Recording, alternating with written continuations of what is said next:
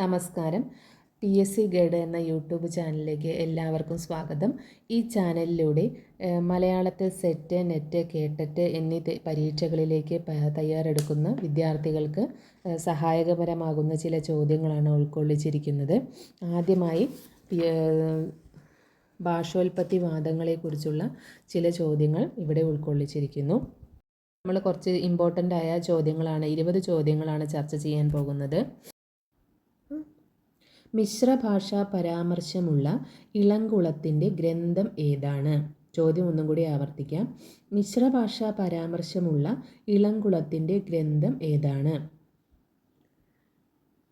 ഉത്തരം കേരള ഭാഷയുടെ വികാസ പരിണാമങ്ങൾ. ഒന്നുകൂടി പറയാം. കേരള ഭാഷയുടെ വികാസ പരിണാമങ്ങളാണ് മിശ്രഭാഷാ പരാമർശമുള്ള ഇളംകുളത്തിൻ്റെ ഗ്രന്ഥം. രണ്ടാമത്തെ ചോദ്യം, സംസ്കൃതജന്യവാദത്തിന് കാരണമായ കോവുണ്ണി നെടുങ്ങാടിയുടെ ശ്ലോകം ഏതാണ്? ചോദ്യം ഒന്നുകൂടി പറയാം.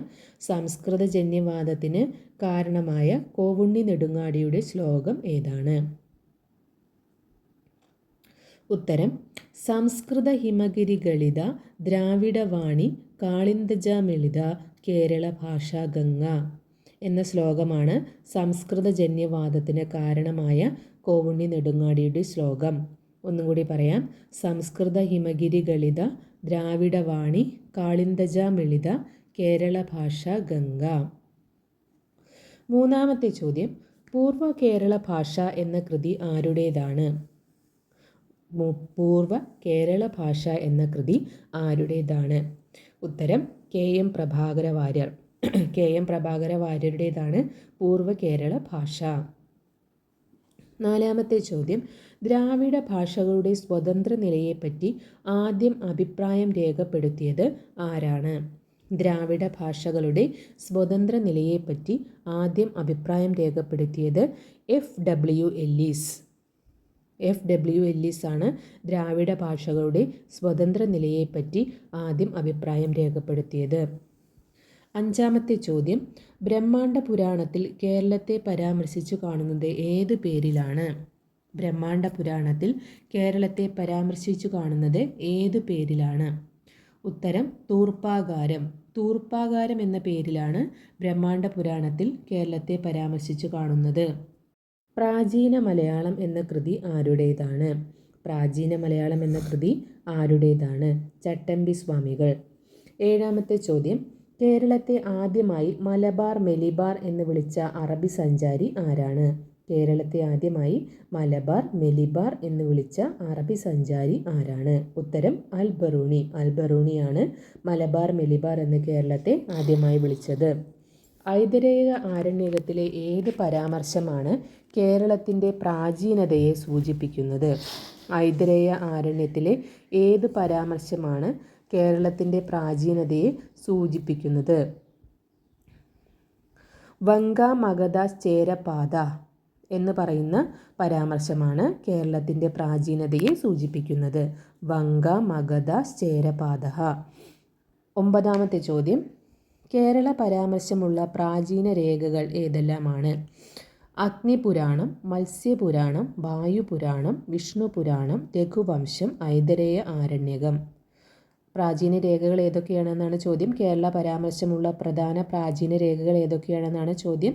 അഗ്നിപുരാണം, മത്സ്യപുരാണം, വായുപുരാണം, വിഷ്ണുപുരാണം, രഘുവംശം, ഐതരേയ ആരണ്യകം.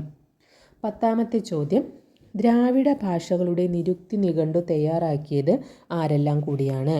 ദ്രാവിഡ ഭാഷകളുടെ നിരുക്തി നിഘണ്ടു തയ്യാറാക്കിയത് എമനോയും ബറോയും ചേർന്നാണ്.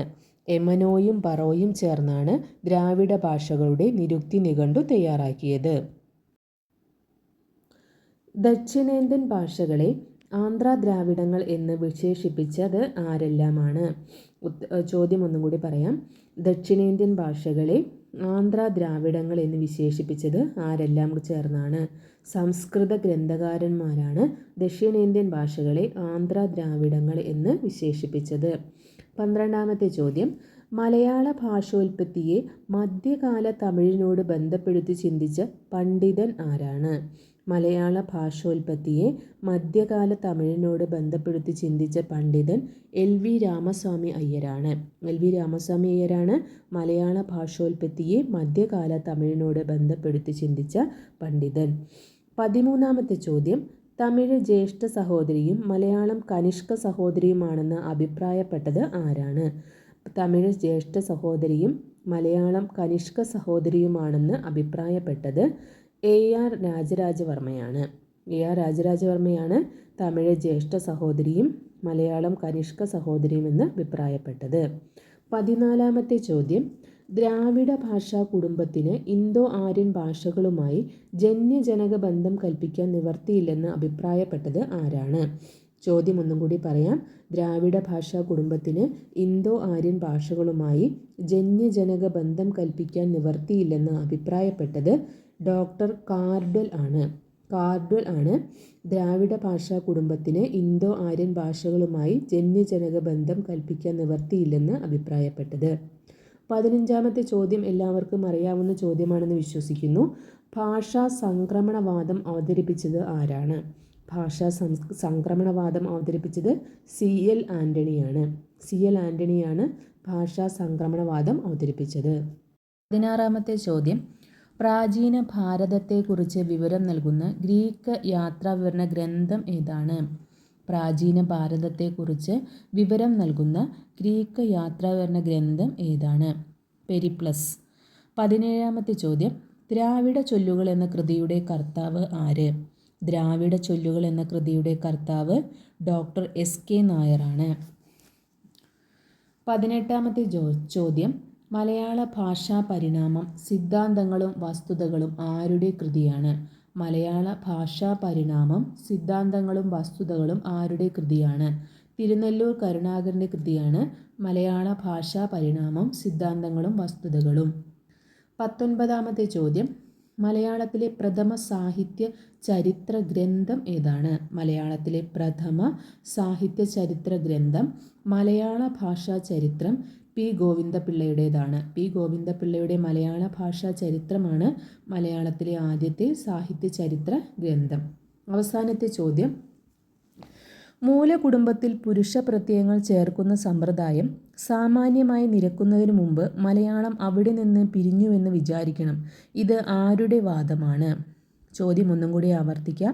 മൂലകുടുംബത്തിൽ പുരുഷ പ്രത്യയങ്ങൾ ചേർക്കുന്ന സമ്പ്രദായം സാമാന്യമായി നിരക്കുന്നതിന് മുൻപ് മലയാളം അവിടെ നിന്ന് പിരിഞ്ഞുവെന്ന് വിചാരിക്കണം. ഇത് ആരുടെ വാദം? ഡോക്ടർ KM ജോർജിൻ്റെ വാദമാണിത്. ഒരു ചോദ്യം കൂടിയുണ്ട്, അത് പ്രേക്ഷകർക്ക് വേണ്ടിയിട്ടുള്ളതാണ്. ചോദ്യം ഇതാണ്, മനുഷ്യ സംസ്കാരത്തിൻ്റെ തൊട്ട് ദ്രാവിഡമാണെന്ന് വാദിച്ച പണ്ഡിതൻ ആരാണ്? ചോദ്യം ഒന്നും കൂടി ആവർത്തിക്കാം.